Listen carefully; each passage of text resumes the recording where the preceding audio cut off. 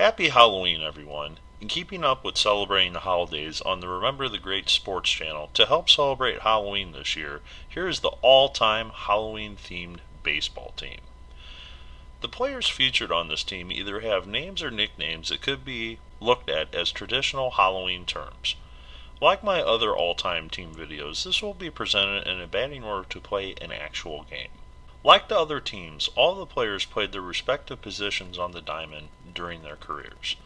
This team features players from many different decades in baseball, and although some of your favorites may not be featured in the starting lineup, please remember their omission was not intentional and they may be in the honorable mention part of this video. So proceed with caution, as the following video may be too scary for some viewers.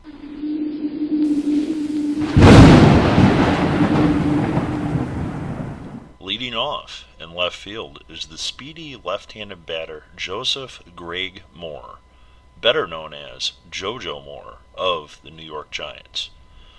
Moore's nickname was the Gause Ghost, a name based off of his hometown of Gause, Texas, and his ample base running ability and instincts.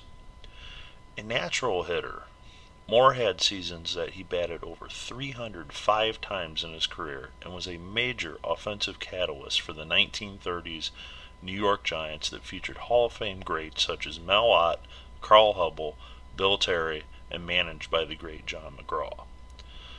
Moore made the National League All-Star team 6 times in the 1930s representing the Giants. Moore appeared in the World Series 3 times with the Giants and actually tied a World Series record by getting 2 hits in a single World Series inning. The biggest convincing stat that places Moore as the leadoff hitter on this team is the amazing statistic that in his entire 12-season career he only struck out 247 times in 5,427 at-bats, for a strikeouts to at-bat percentage of only 4.6%. The most he ever struck out in a season was only 37 times. This means that nearly 95% of the time, Moore either walked or made contact with the ball, which is ideally what a leadoff hitter should be able to do.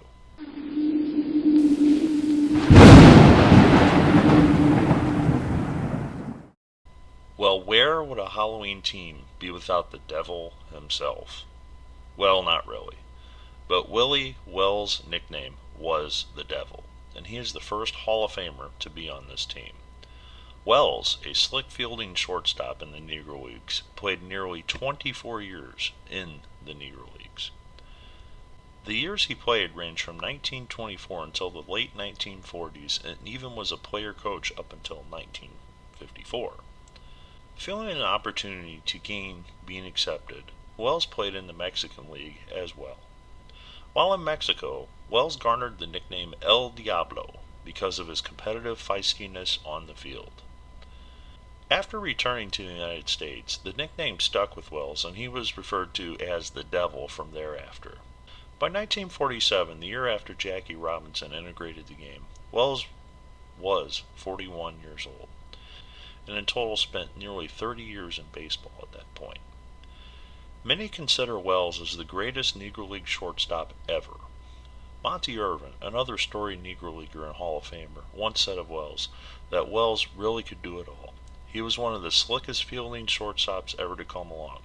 He had speed on the bases, he hit with power and consistency. He was among the most durable players I've ever known. Although his stats are not complete, the estimated stats for Wells ranks him among the all-time leaders in doubles, triples, home runs, and stolen bases in the Negro Leagues. In total, Wells' career spanned multiple countries. Besides playing in Mexico and the United States, he also spent time playing in Cuba and Canada. Aside from being recognized in Cooperstown as a Hall of Famer, he also is in the Mexican and Cuban Baseball Halls of Fame. Because of his multitude of skills on the baseball diamond, the Devil makes the perfect number 2 hitter in front of the power hitters featured in the 3, 4, and 5 spots in this lineup.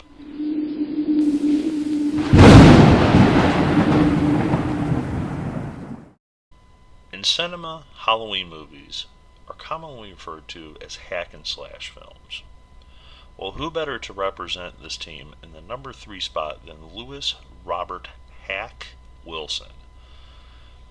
The origin of Hack's nickname is unclear. Some have claimed it was based off of a resemblance to a professional wrestler at the time, George Hackenschmidt. Another theory is his manager at the time, John McGraw, gave him the name based off a slang term for a taxi cab.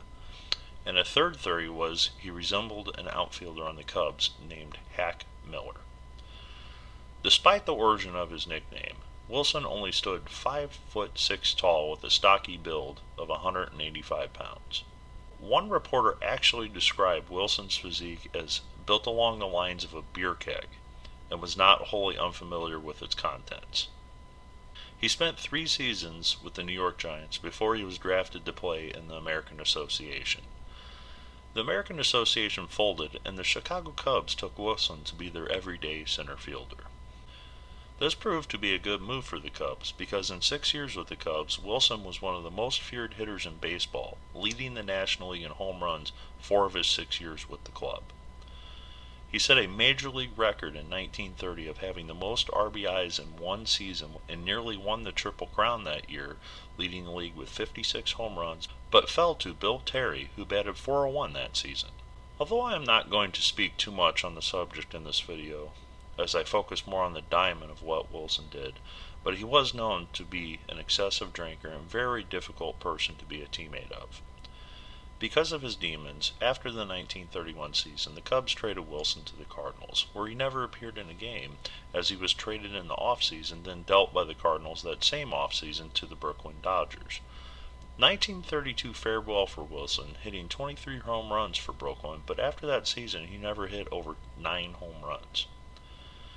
After being released during the 1934 season, Wilson signed with the Phillies for the remainder of the 34 seasons, never to play again in the majors after 1934. In total, Wilson cracked 244 home runs, 190 of those home runs in a 6-year span, and was elected to the Baseball Hall of Fame in 1979.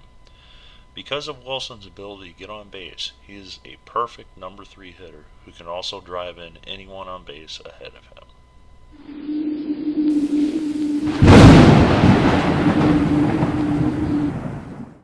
A Halloween team must certainly have a cat on the team.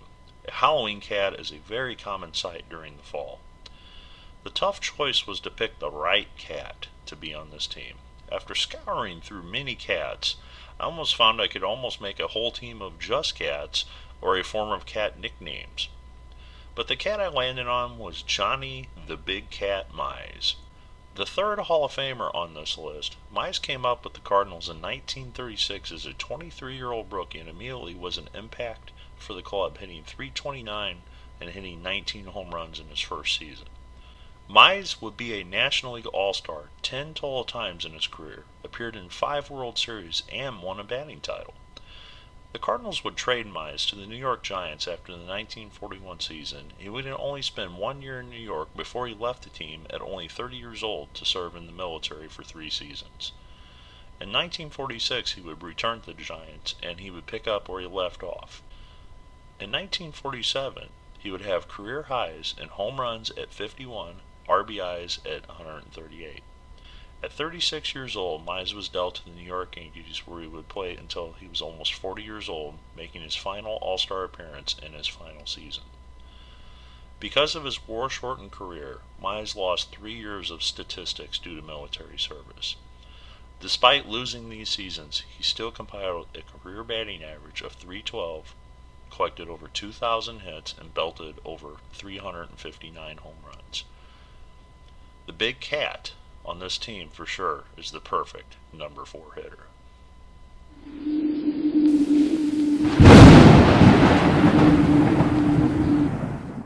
Speaking of number 4 hitters, Jack the Ripper slides to number 5 in this lineup because of Mize.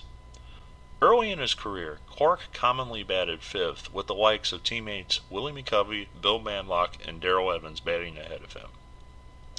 Nicknamed the Ripper because of his prolific home runs, Jack Clark got his first taste of the majors at only 19 years old for the San Francisco Giants. He spent 2 seasons primarily in the minors before he won the right field job at age 21 in 1977. In 1978, he made his first All-Star team, batting over 300 and belting 25 home runs. Clark would hit 20 or more home runs 4 more times for the Giants before being traded to the St. Louis Cardinals in 1985 for 4 players. Clark was a major part of the Cardinals' run in 1985, but an injury-plagued 1986 would limit him to only 65 games. In 1987, he would bounce back with a career year in home runs, crushing 35, and helped lead the Cardinals to the National League pennant. After coming off an all-star season, Clark signed with the Yankees only to be traded a season later to the San Diego Padres. Clark would play 2 seasons with the Padres before signing with the Red Sox for 2 seasons before retiring after the 1992 season. In total, Jack the Ripper Clark spent 18 years in the majors, being a 4-time All-Star, and crushed 340 career home runs.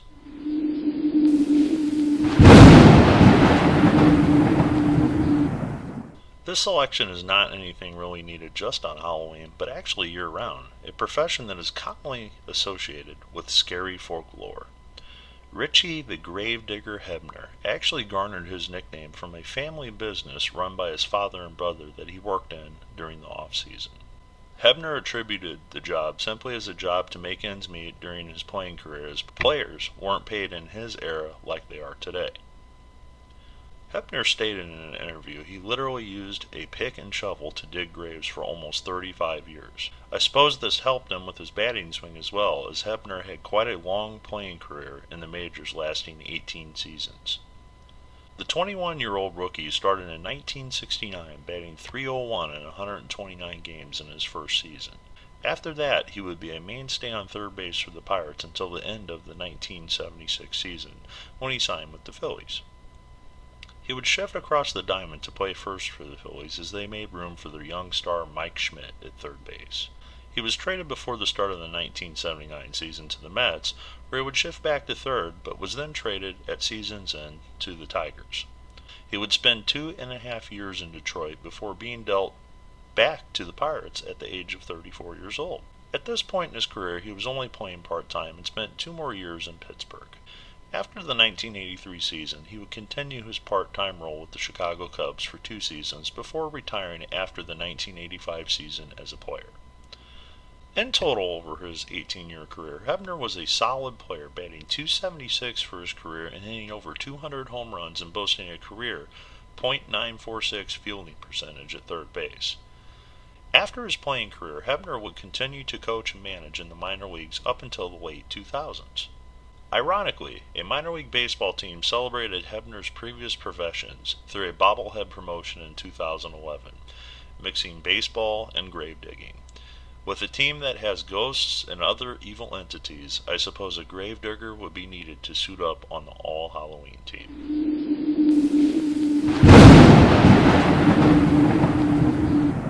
Batting 7th and playing second base is Frank "Creepy" Crespi. Crespi's story is quite sad actually on the ball field, but it is not because of anything negative that he did. At the young age of just 24 years old, Crespi would play his final major league game. Crespi actually made his major league debut at the young age of 20 for his hometown St. Louis Cardinals. From 1938 to 1940, he bounced back and forth between the majors and the minors, but won the starting second base job in 1941. He appeared in 146 games for the Cardinals, batting a very respectable .279 that season. Crespi garnered his nickname from a sports writer because of his unique fielding style. In an interview later in life, Crespi stated that the writer described it as, "It was the way I creep up on a ball because I run low to the ground after a grounder." Former Cardinals legend and Cardinals Hall of Famer Marty Merriam once described Crespi as, "He, Crespi, was the best second baseman I ever saw. He did everything and sensationally." So what happened to this star athlete in his prime? Well, in early 1943, like Johnny Mize, Crespi in the prime of his career was drafted into military service. And he left his profession manning second base for his hometown St. Louis Cardinals to serve his country in World War II. In an interview at the time, Crespi, just 24, was granted a deferment from the draft, and he stated, "I don't think I'm too good to fight for things I've always enjoyed." Unfortunately, Crespi fractured his leg while serving in the military. This was an injury that actually required over 20 surgeries. When he returned home from the war, he was not able to perform at the level he did on the baseball diamond and never returned to the game he loved so dearly. In total, Crespi had a brief career in the major leagues, and if it weren't for his injury during service time, it is quite possible you would be seeing his plaque hanging in Cooperstown today. With the abilities he showed in his small stint in the majors, Creepy Crespi would be a perfect complement to the infield that already has the devil at short.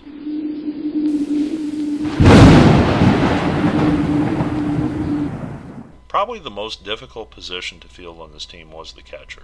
After doing a lot of research, I could not find a player with a scary Halloween name or nickname until I found a little-known catcher from the early 1930s named Casper. Now, Casper the Friendly Ghost did not exist until the late 1930s, so this Casper existed before the Casper we all have grown to love. I was not able to figure out how the nickname Casper came to Robert Asbjornson. If not, all of his baseball records refer to him as Casper, similar to the record books for Hack Wilson. The Concord, Massachusetts native signed with the Red Sox in 1928. That same year, the 19-year-old made his major league debut, appearing in 6 games. He primarily was used as a defensive replacement catcher throughout his career, and he was not very strong at the plate with the bat. After the 1929 season, he was drafted in the Rule 5 draft by the Cincinnati Reds. He missed the entire 1930 season due to an illness, but bounced back in 1931, where he batted .305 in 45 games in a backup catcher role for the Reds.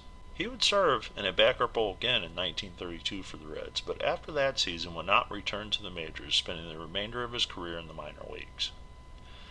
Casper ended his career after the 1937 season. Because of Casper's defensive skills in the lineup, a weaker hitting number 8 hitter would be alright because of the offensive weapons in this lineup. As a matter of fact, you could potentially move Asbjornson to the number 9 spot in the way of the pitcher I'm about to introduce, who was pretty good with the bat as well as on the mound.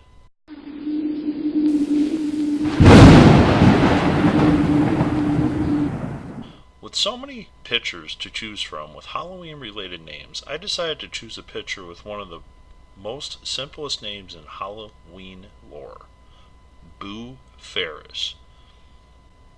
Boo gained his nickname as a child while having trouble pronouncing his older sibling by brother, and the nickname stuck. Ferriss was a standout athlete from Mississippi that attended Mississippi State University as a right-handed pitcher and left-handed hitter. On days he didn't pitch, he played first base. He was unique in the fact that he pitched right-handed but played first base and batted left-handed, something that was really confusing to his opposition. Despite having many offers to leave college early, Ferriss stayed in college until his junior season and was then drafted by the Boston Red Sox. He spent 1 season in the Red Sox Class B minor league affiliate, but after the 1942 season was drafted into the Army. He spent the duration of his military service stateside playing on the professional military teams that toured. After serving 2 years, an asthma affliction gave him an early discharge and he was able to return to the Red Sox. At 23, just as he was about to head to the Red Sox minor league affiliate, he was called up to the majors, despite not throwing a pitch aside from his military time and pro ball since 1942. In the history of baseball, very few, if any, players have ever had a start to their career better than Ferriss. In his first season in 1945, he won his first 8 consecutive games for the Red Sox. Not only did he win those games, they were all complete games, 4 of them being shutouts, and posted 22 1/3 consecutive scoreless innings. By today's standards, that is amazing. Since then, not really anyone since Fernando Mania has ever matched this feat. Ferriss finished his rookie year with an amazing 21-10 record. In addition to his mound accomplishments, he batted .267 and drove in 19 runs while batting as a lefty, being used also as a pinch hitter. The following season in 1946 was even more amazing. he became an even bigger workhorse, appearing in 40 games, pitching 276 innings while winning 25 games and only losing 6. So why today does nearly almost no one know who Boo Ferriss is? Well, the work of appearing in nearly 75 games as a starter in 2 years had a disastrous effect. In July of 1947, midway through the season, on a night game in Cleveland, Ferriss delivered a pitch and heard a snap in his shoulder. The numbness shot through his arm, and essentially after that, he was done. He came back the following year, but had lost what he had the previous 2 seasons. In 1949, he only appeared in 4 games, and Ferriss would battle his way through injuries in the minors until 1952 and retired after that season. At 30, Ferriss was looking to stay in baseball, and he was named the pitching coach a few years later with the Red Sox, up until 1959. In 1960, he returned to his home in Mississippi and became an athletic director and coach for nearly 30 seasons at Delta State University. Under his tenure, Delta State appeared in 2 Division II World Series. In 2002, the Red Sox inducted Ferriss into the Red Sox Hall of Fame. In 2003, the Mississippi State Sports Hall of Fame announced it would name the annual Top Collegiate Baseball Player in the State of Mississippi award after Ferriss, the Ferriss Trophy, in honor of Boo, who was inducted into the Hall of Fame in 1964.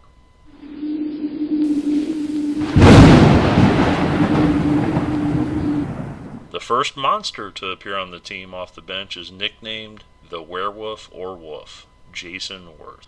Werth is unique on this list because he garnered his nickname much later in his pro career than at a young age like many others on this team. Werth was originally drafted by the Orioles as a catcher in the first round of the 1997 draft. The skinny 6'5" kid from Illinois found himself in the Orioles minor league system later that year. He would play for the Orioles minor league system through 2000 until the offseason when he was traded to the Toronto Blue Jays. After a year in the Blue Jays system, he shifted to playing the outfield and shined at AAA, garnering a September call-up to the Blue Jays in 2002. He would spend 2003 up and down between the majors and AAA. Going into the 2004 season, right before spring training broke, the Blue Jays decided to trade Werth to the Dodgers. Batting well over 400 and only a handful of games in AAA, the Dodgers made room on their roster for Werth, and he finished the season in LA as a fill-in outfielder, showing promise, hitting 16 home runs for the Dodgers. In 2005, however, a wrist injury limited his playing time, and he would again be shuffled between AAA and the majors. He would miss the entire 2006 season because of this injury and was let go by the Dodgers after that season. Not having a team, Werth would sign with the Phillies, having to prove himself once again. He responded in 2007 by batting .298 in 94 games. Going into the 2008 season, Werth would become a full-time player for the Phillies, helping lead them to a World Series title. The following year, he would smack 36 home runs and make his first All-Star team. After a very solid 2009 campaign, hitting 27 home runs and batting .296, he would leave his beloved Phillies fans for the Nationals, signing a long-term contract. The Nationals offered him a 7-year deal, and this was quite controversial for the amount he was paid at the time. He struggled his first year in Washington, and the fans really let him know about it. Soon, the Beard Werth Sports would have its own Twitter and Facebook page, and even fans would start growing chia pets of Werth. After an injury in 2012, again he came back in 2013 with a career-high .318 batting average and hit 25 home runs. Soon, the howls of the wolf began to come from the teammates, and thus his nickname, the Werewolf, was born. Werth would spend through 2017 patrolling the outfield for Washington. He signed an off-season minor league deal with Seattle for 2018, but decided to retire after not getting called up in June. In total, Werth's career in the majors lasted 15 years. He batted .267 and hit nearly 230 home runs. With his versatility to play all the outfield positions and potentially be the DH on this team, and even be the emergency catcher when needed, the Werewolf is the ideal bench player for the All-Halloween team.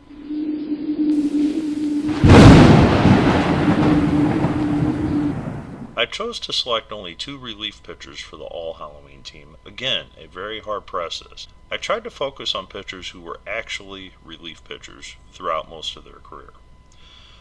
Although I had so many to choose from, I narrowed it down to just 2. Following along the monster theme, the first relief pitcher is the Mummy himself, Jim Coates. Coates' nickname has a storied history as well. My research came up with 3 accounts of how his nickname was gained. Coates' MO on the mound was to try and intimidate opposing batters. He had no problem throwing at a hitter he thought was digging in too much and trying to get into the psyche of that hitter.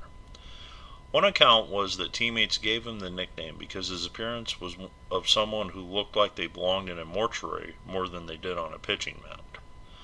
Another account was that on a plane ride once, he was mistaken as being dead because he slept with his eyes wide open.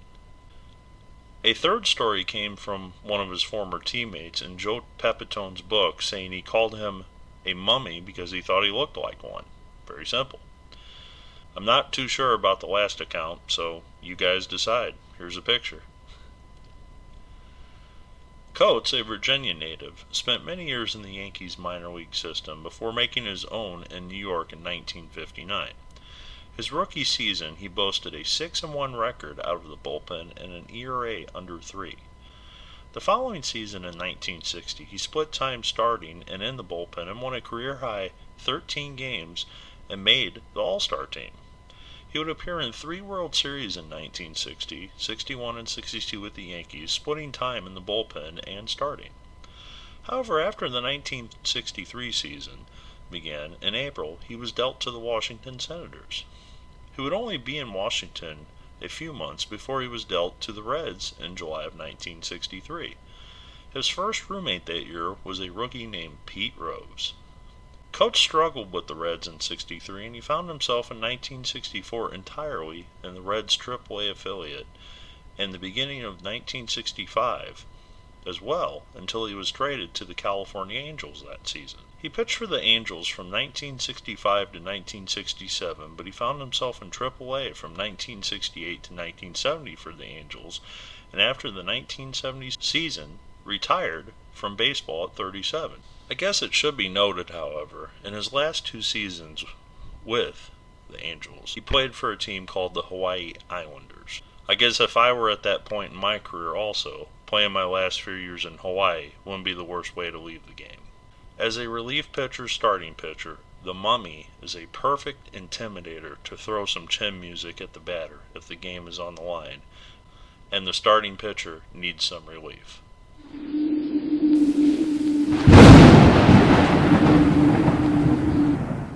When you need an out and the game needs closed out, the monster coming out of the bullpen is the last thing you want to see as a hitter. Dick the Monster Radatz stood a hulking 6'6" on the mound. His nickname was garnered not just because of his size, but because of his stuff, which was just nasty. Baseball folklore dictates that Radatz more or less owned the great Mickey Mantle at the plate, striking him out many times. Because of this, Mantle called him that monster, and the name stuck. A Michigan native, Radatz attended Michigan State University playing both baseball and basketball. He signed with the Red Sox in 1959 and spent 3 years in the minors, primarily as a starter. Radatz caught his break in 1962 when the Red Sox made him a member of the bullpen. In his rookie season, he had a league-leading 62 appearances, winning 9 games and leading the league in saves. He followed that season up, going 15-6 in 1963, and in 1964 going 16-9, making the All-Star team both years. Radatz actually shined really well in the 1963 All-Star game by striking out 5 batters out of the 6 that he faced. For 2 seasons, he was dominant, winning the Sporting News Fireman of the Year, where both seasons basically being unhittable. 1965, however, was a different story. Despite still saving 22 games, he struggled finishing the year with just a 9 wins and 11 losses record, which was not how he dominated in the previous seasons. Going into the 1966 season, he was traded in June to the Cleveland Indians. He began to struggle with his control and only lasted a few months into the 1967 season with the Indians before being dealt to the Cubs. With the Cubs, his struggles continued, and he was actually sent to the minors for part of the season. He would bounce around a little bit more for a few seasons, but at the age of 32, he was done playing baseball. After retirement from baseball, Radatz worked on the radio and even was helping coach in the independent leagues. Radatz also is honored by the Red Sox as being a member of their Hall of Fame. Who better to slam the door on the game than the monster on the All-Halloween team?